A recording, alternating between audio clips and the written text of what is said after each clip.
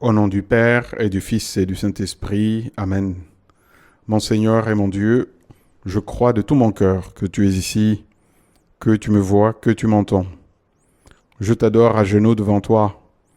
Je te demande le pardon de mes péchés et ton aide pour faire de mon mieux ce moment de prière. Ma Mère Immaculée, Saint Joseph, et toi mon ange gardien, intercédez pour moi. Je t'écoute, Seigneur, je veux t'écouter davantage. Seigneur Jésus, nous voici entrés dans le carême. 40 jours. 40 jours pour revenir à l'essentiel. Mais au fond, Jésus, nous savons bien que le carême peut devenir une habitude. On parle de jeûne, on parle d'effort, on parle de résolution. Sans nous en rendre compte, nous pouvons transformer ce temps en une sorte de programme d'amélioration personnelle. Oui, être un peu plus discipliné, un peu plus généreux, un peu plus sérieux. Oui, comme un petit programme de développement personnel, comme on dit aujourd'hui.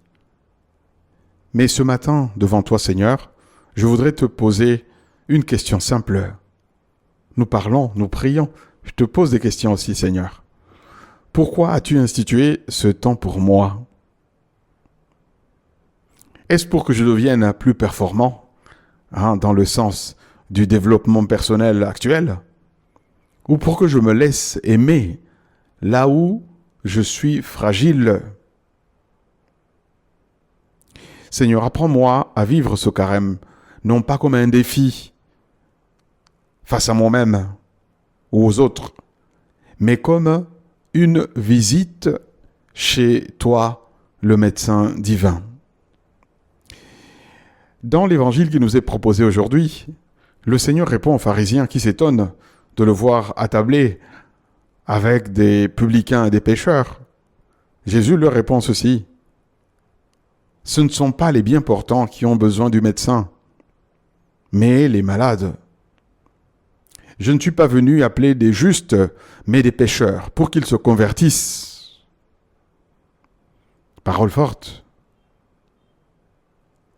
Jésus se présente comme le médecin qui vient soigner les malades que nous sommes. Jésus, tu passes devant le bureau de Lévi.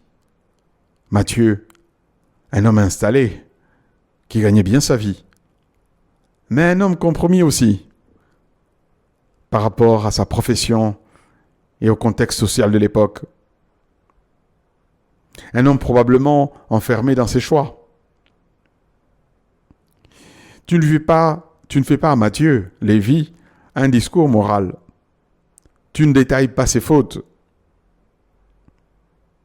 Tu dis simplement « suis-moi ». Et lui se lève.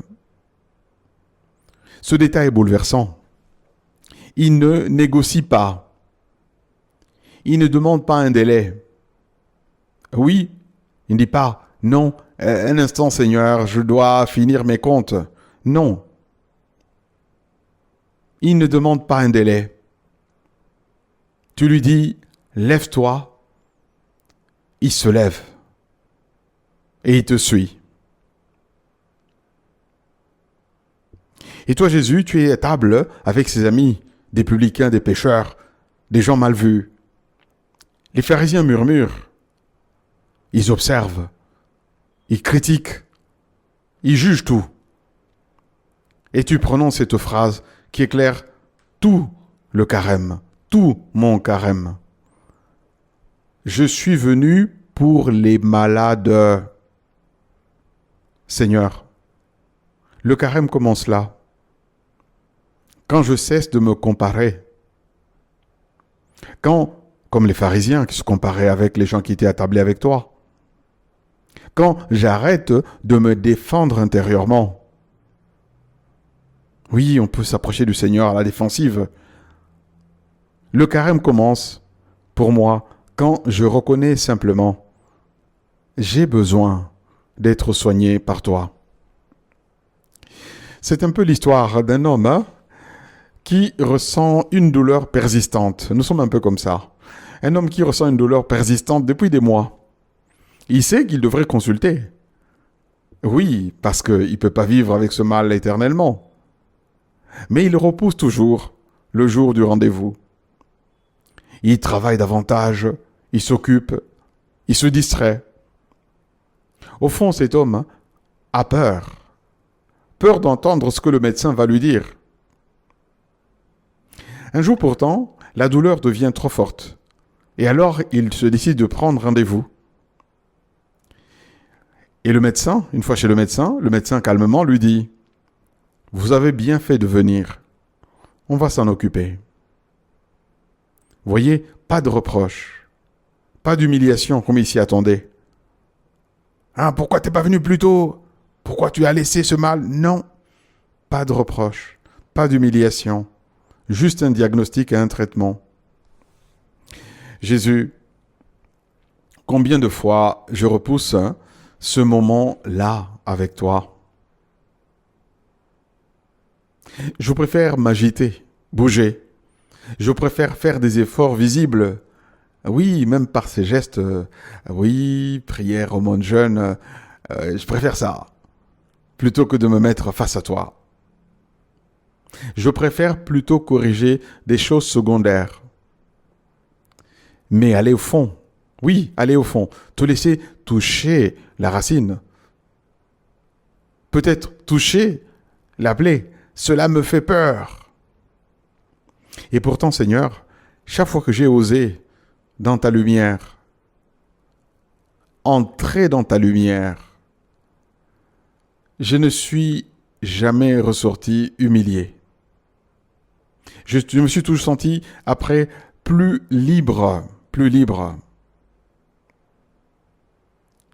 Ce que nous devons faire, c'est faire comme des bons malades. Ils vont chez le médecin et ils acceptent le traitement que le médecin leur indique. Jésus, le vrai obstacle du carême, ce n'est pas le péché. C'est cette petite voix intérieure qui murmure. « Oh, ce que tu as fait ou ta situation n'est pas si grave. Tu n'es pas pire que les autres. De toute façon, ça ira bien mieux comme ça. Te préoccupe pas. » Les pharisiens murmurent autour de la table. Ils analysent la situation.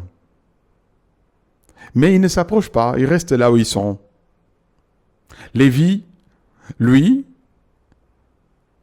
sait qu'il n'est pas en règle. Et c'est lui qui est à table pourtant avec toi. Seigneur, je ne veux pas passer ce carême à soigner l'image. Je veux te donner la vérité de moi-même. Voilà, Seigneur, ma paresse. Voilà mes duretés. Voilà mes jalousies. Voilà mes lassitudes. Voilà mes attachements que je protège. Tu n'es pas venu m'écraser, Seigneur. Tu es venu pour me guérir. Comme le disait une fois Saint José-Maria, Jésus est un médecin divin qui guérit la racine pour que nous puissions produire des fruits. Seigneur, dans ma vie, va alors à la racine. Va à la racine et guéris-moi. Il y a un détail magnifique dans ce passage que nous sommes en train de méditer. Lévi, Matthieu, ne reste pas dans la honte. Il ne s'enferme pas dans la culpabilité. Il se lève et il fait une fête. La guérison ouvre toujours à la joie. Jésus, que ce carême ne soit pas un temps crispé pour moi, ni un temps triste, ni un temps tendu. Que ce soit un temps de vérité douce, un temps où je me laisse regarder, un temps où je me laisse relever par toi. Apprends-moi, Seigneur, à me lever, à quitter ce qui m'alourdit, à quitter ce qui m'enferme, à quitter ce qui m'empêche d'aimer. Et qu'au matin de Pâques, bientôt Pâques arrivera, je puisse simplement dire, Seigneur, j'ai accepté de me laisser soigner et je respire bien mieux. Je te remercie, mon Dieu, des bonnes résolutions, des beaux désirs et des inspirations que tu m'as communiquées dans cette méditation. Je te demande de m'aider à les faire fructifier.